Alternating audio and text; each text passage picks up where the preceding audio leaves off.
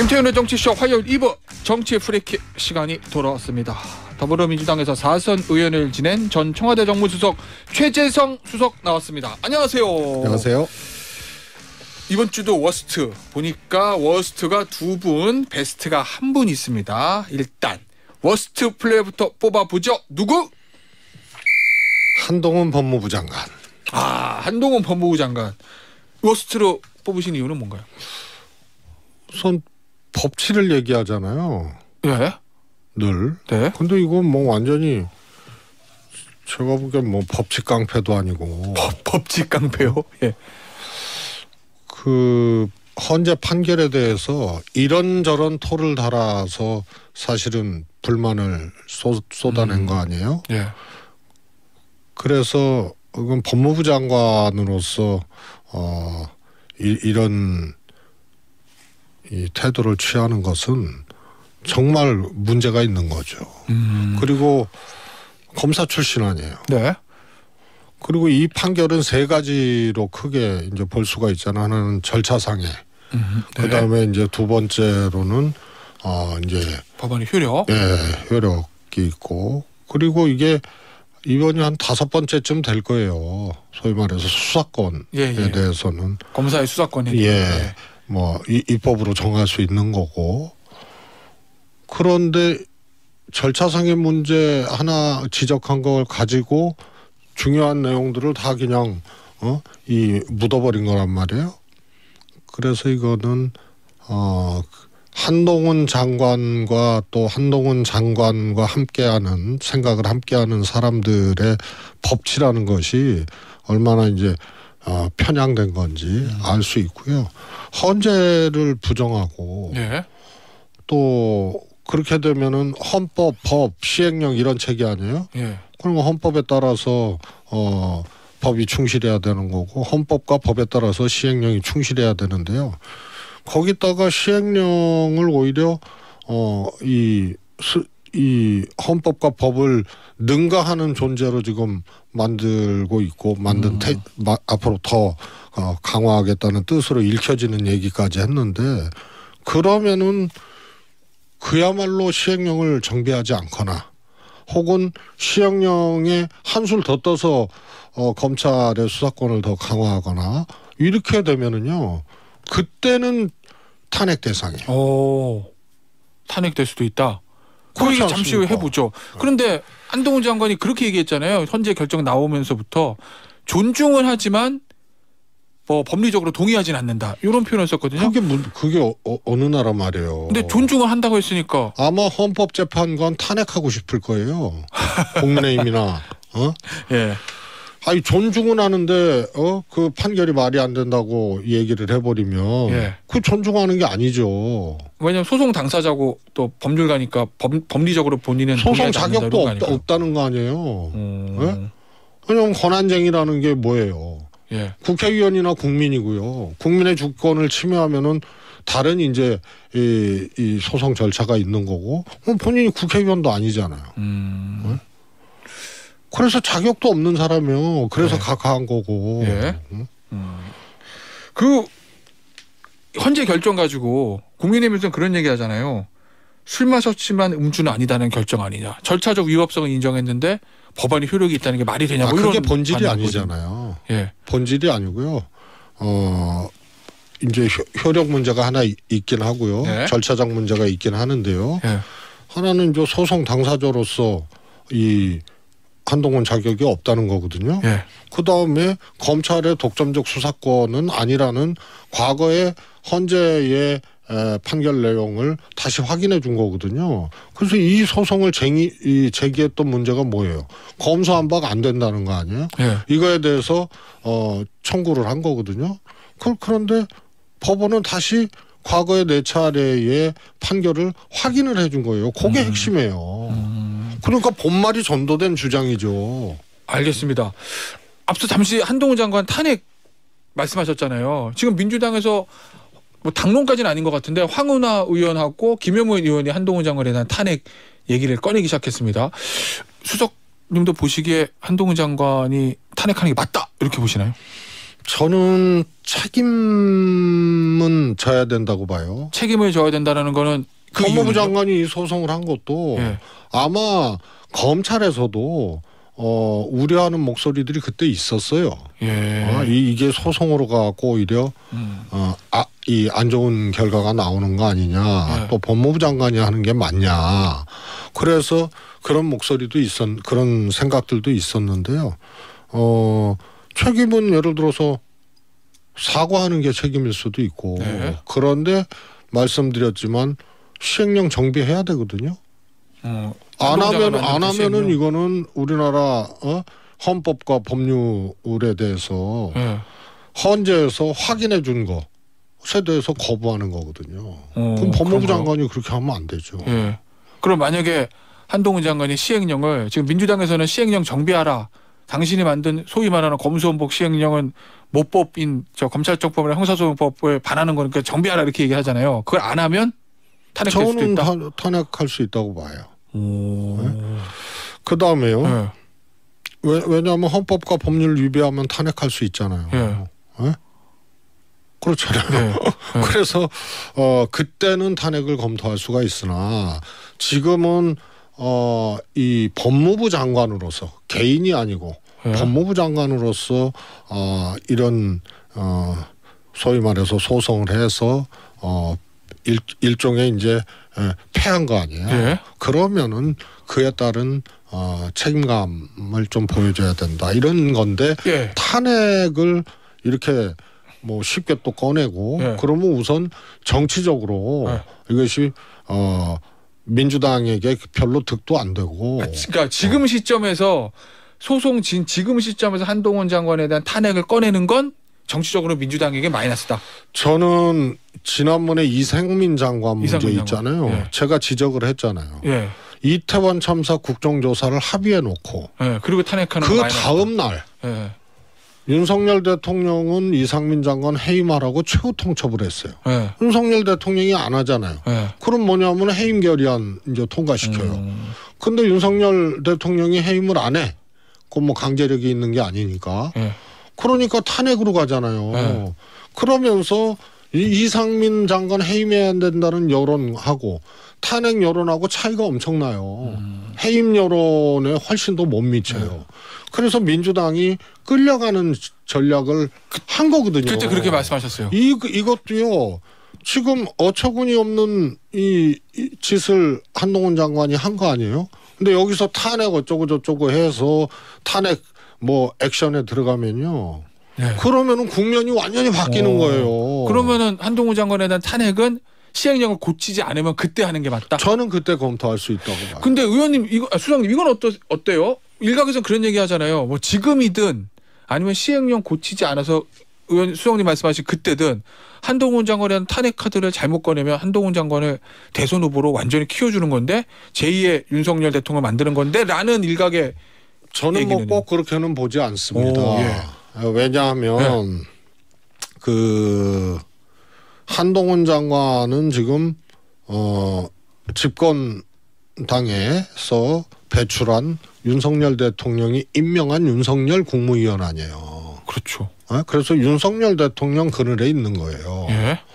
그다음에 두 번째로 야당이 아니잖아요. 아, 여당이다. 저항하는 입장이 아니잖아요. 그다음에 이거는 헌법재판소의 판결에 대해서 부정하고 해야 될 마땅한 시행령 정비라든가 이런 행위를 하지 않은 이런 것에 대해서 책임을 묻는 거기 때문에 저는 국민들께서 한동훈을 키워주는 그런 계기로 이것을 만들지 않는다고 봐요. 나중에 탄핵을 시도하면?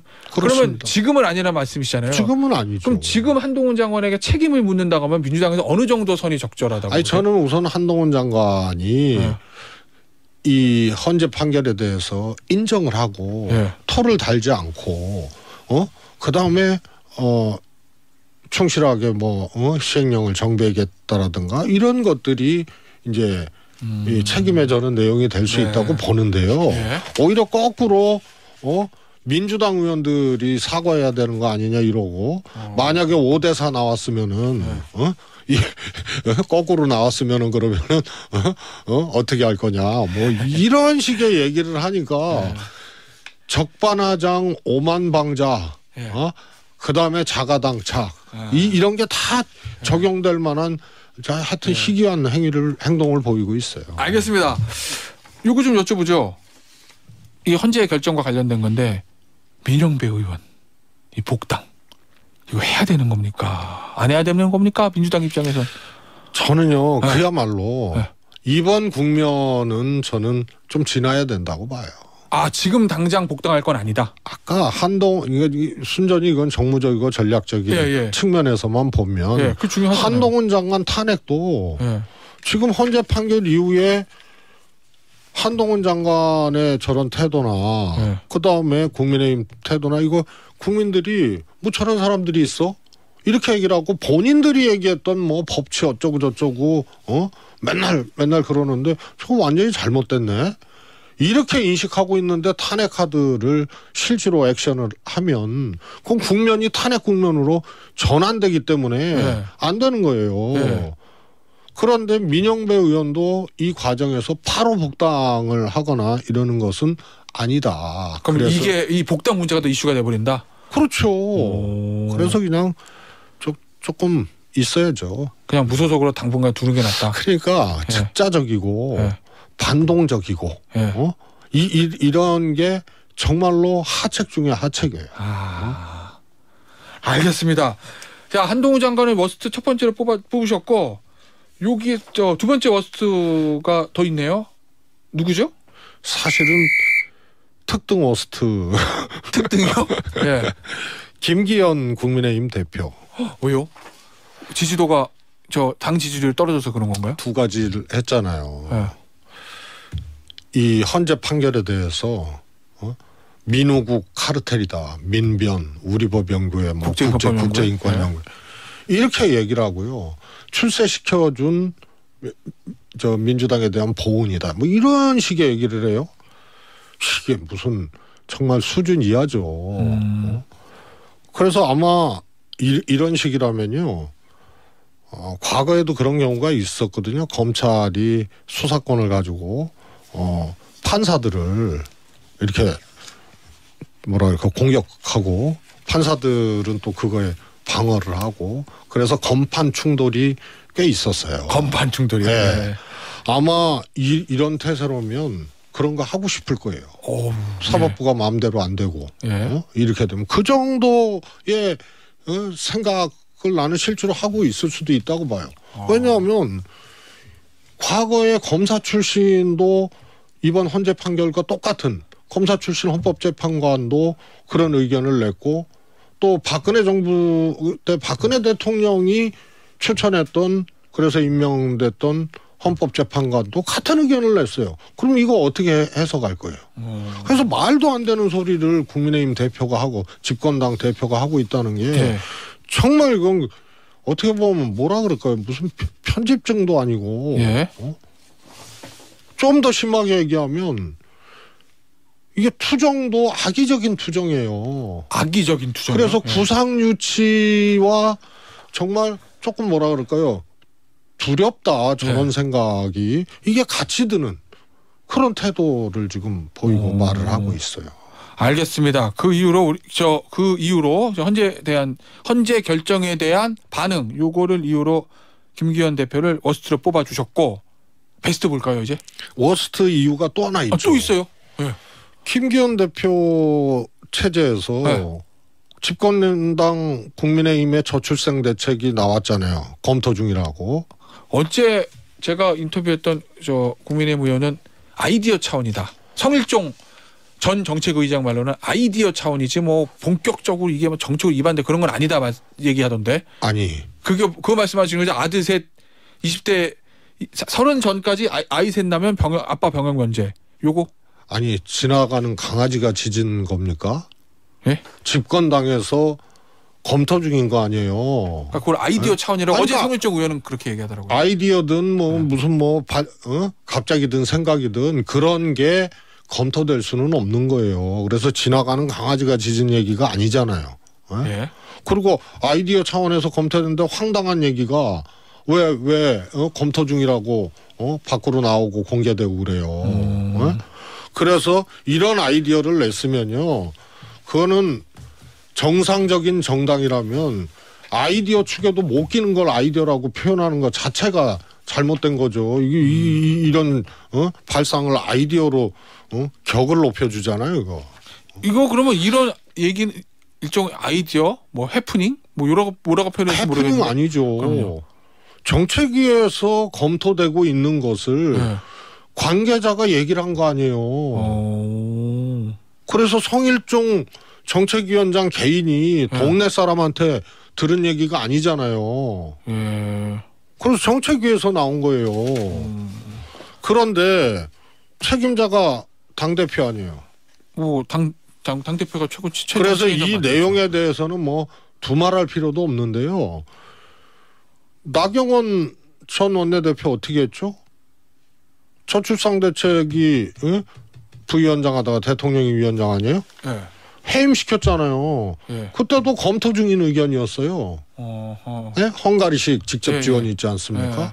그래서 이 대출자들 자녀 많이 나면 원금 일부 탕감해주는 정책, 뭐 그다음에 육아휴직제 재검토 뭐 등등등을 검토 차원에서 얘기를 했어요. 그야말로 그때도 그런 뭐 아이디어 차원 뭐 비슷하게 해임시켰잖아요. 근데 김기현 당대표는 해임시킬 수는 없잖아요. 선출했으니까. 네. 그러면 이거 대통령이 당원이고 했으니까 저 이준석 했을 때처럼 이게 징계감이에요, 징계감. 아, 그래요? 대통령실 생각하고 다른 거 아니에요. 예. 알겠습니다. 워스트로 김기현 국민의힘 대표 뽑아주셨고 이 베스트가 이 워스트하고 좀 연결이 되는 것 같은데 이번 주 베스트 플레이는 누구? 의문의 1승 나경원. 의문의 1승. 아니 전 원내대표. 나경원 전 원내대표가 지금 등장할 거라고는 생각 못했는데 베스트는 베스트인데 의문의 1승? 그건 의문의 1승이죠. 네. 앞서 말씀해 주신 나경원 대표가 지금 무슨 말을 하고 무슨 정치적 행위를 해서 베스트가 아니고 베스트로 소환된 거예요, 지금. 저출산 정책 때문에? 비교가 되잖아요. 저는 그 정책은 검토할 만한 가치가 있는 정책이었다고 개인적으로 봐요. 당시에 나경원 의원이 했던 뭐 헝가리식 그 대출 아이 많이 나면 뭐 대출 탕감이라든지 이자 혜택 주금 이런 것들이요. 네. 그래서 저는 개인적으로 우리나라 이제 소득세법이 하여튼 건국 이후로 한 번도 안 변했어요. 표준 소득을 기준으로 과세를 하는데 저는 100%는 아니지만 실질 소득으로 과세해야 된다. 예를 들면 자녀 수가 늘어나면은 실질 소득이 줄어드는 거잖아요. 그것도 있고요. 예를 들어서 은행 빚이 많거나 이런 사람이 연봉 5천인데 아버지한테 물려받은 게 있고 혹은 빚이 없는 연봉 5천하고 실질 소득이 다르잖아요. 그러면은 대출 이자에 대해서는 정부가 소득세에서 보전을 해줘야 된다라는 생각을 갖고 있어요. 그래서 나경원 의원의 해법도 그런 차원에서 저는 일리가 있다고 봐요. 특히 대출 이자에 대해서 이제 보전해 준다거나 원금은 이제 모럴 해저드 문제까지도 뭐 나올 수가 있으니까요. 그 다음에 육아휴직제 재검토라든가 그 다음에 이제 근무 시간하고 경력 단절 시간하고 이 미스 매칭되는 거 이런 거 검토해 볼 만한 일이라고 봅니다. 그런데 이번에 집권 여당 정책위에서 검토한 거는 황당하고 무게하잖아요. 그러니까 가만히 있는 나경원 의원이 돋보이는 거예요. 그런데 해임 당한 거죠. 네. 알겠습니다. 진짜 갑자기 소환돼서 의문의 1패는 봤어도 의문의 1승은 또. 자, 그렇고 현안 몇 개 좀 짚어보죠. 수석님. 어제 민주당 당직 개편 보셨죠? 네. 이거 비명계 일부 얘기대로 자 이재명 대표가 물러나지 이 정도 당직 개편한 거 무슨 탕평이야 이게 맞습니까? 아니면은 이재명 표 연포탕 이걸 잘 끓인 겁니까? 저는 이재명 대표의 당대표의 당직 개편을 놓고 네. 이재명 대표가 물러가야지 이게 무슨 이런 주장은 네. 닿지 않는 주장이라고 보고요. 네. 당직 개편의 내용이 어떻고 이런 평가는 있을 수 있다고 봅니다. 근데 사실은 지도부가 완전히 바뀌고 물러나고 바뀌고 이런 상황이 아니고서는 최대 당직 개편이었거든요. 사무총장 빼고는 다 바꾸긴 했죠. 네, 그렇죠. 네. 그래서 엄청나게 폭이 크고 네. 그 다음에 일종의 이제 통합, 네. 또 확장적, 네. 또 탕평적 인사였다고 봅니다. 네. 그런데 거기 뭐 예를 들어서 김민석 의원 한 명을 딱 찍어서 네. 김민석 의원은 이재명 대표 이 국면에서 굉장히 지지하고 네. 옹호하고 이런 발언을 해왔는데 무슨 탕평이냐 이러면 그러면 뭐 비명계로 다 채우라는 얘기예요. 어허. 그래서 폭도 컸고 네. 그다음에 상당히 확장적이고 탕평적인 인사였다. 이 점은 분명한 것 같습니다. 근데 사무총장 왜 안 바꿨을까요? 사무총장 해보셨잖아요. 제가 그죠? 이 얘기를 네, 하셔도 됩니다. 그냥 안 하랍니다. 해주세요. 사무총장 해보셨잖아요. 하여튼 그래서 네. 사무총장이 교체가 안 되니까 네. 엄청나게 큰 폭과 네. 엄청나게 괜찮은 탕평을 했음에도 불구하고 이 사무총장 왜 안 바꿨냐가 그거 평가의 가치를 좀 떨어뜨리는 거 같아요. 그거는 비명계 주장 따로 내년 공천 실무를 총괄하니까 그것 때문에 맞나요? 아니 그런데요. 네. 당대표가 공천하지 그러면 공천 안 해요. 네, 그러니까 그것 때문에 착각하지 말아야 돼요. 그것 때문에 안 바꾼 거 아니에요? 민주당은 국민의힘하고 달라가지고요. 네. 현역들은 다 경선이에요. 90% 경선입니다. 네. 근데 뭐냐면 하위 20% 현역 평가 시스템이 있거든요. 거기서 하위 20%는 자기 경선을 하게 되면 득표율에 감산을 받게 돼 있어요. 그 하위 20%가 문제인데 그건 시스템이 있는 거기 때문에 당대표가 어떻게 할 수 있는 게 아니에요. 그래서 사무총장을 안 바꾼 건 공천하려고 한다라는 것은 민주당 시스템에서는 사실은 당대표가 공천에 직접적으로 할 수 있는 폭들이 굉장히 적고. 그럼 왜 안 바꾼 거예요? 수국님 하시고 안 하시려던 그 말씀을 1분 남았는데 해주시면 안 돼요? 아니 저 같은 그 불세출의 사무총장을 못 찾은 거예요. 정말요? 그거 대안 부재론 일종의. 아니 그러니까 저 같은 사무총장이 보였으면 바꿨을 거예요. 그럼 대안이 없어서 사무총장 어쨌든 4성급 정도가 하니까. 하여튼 그 얘기는 사무총장을 교체 안 했기 때문에 역대 가장 큰 폭. 그다음에 탕평. 이런 평가를 받을 수 있는 인사가 이번에 조금 점수를 덜 받은 점이 있다. 알겠습니다. 오늘 궁금하네요. 진짜 이유가 뭔지. 오늘 여기서 마무리할게요. 지금까지 최재성 전 청와대 정무수석이었습니다. 감사합니다. 감사합니다.